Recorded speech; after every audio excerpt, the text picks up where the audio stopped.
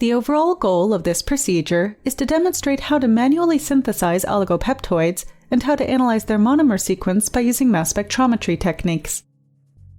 The method can help beginners to answer key questions in the peptoid field, such as how to make peptoids and how to characterize their monomer sequence. The main advantage of this technique is that peptoids with special monomer residues can be synthesized and analyzed in a standard analytical chemistry lab.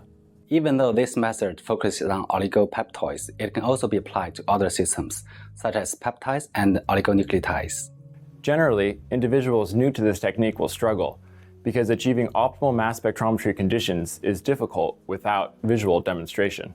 We first had the idea for this method when we wanted to characterize the structural features of peptoids by tandem mass spectrometry methods.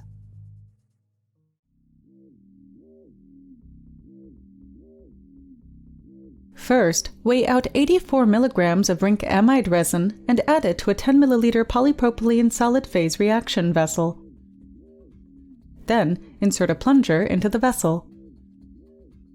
Following this, add 2 milliliters of DMF to the reaction vessel and cap the vessel with a pressure cap. Agitate the vessel on a shaker at room temperature at an angle of movement approximately 12 degrees and 385 oscillations per minute for 30 minutes. After removing the cap, drain the solution to a waste container by pushing the plunger of the reaction vessel. Add 2 milliliters of 20% piperidine in DMF to the vessel and cap the vessel. After agitating the vessel for 2 minutes, drain the solution to the waste container. Repeat the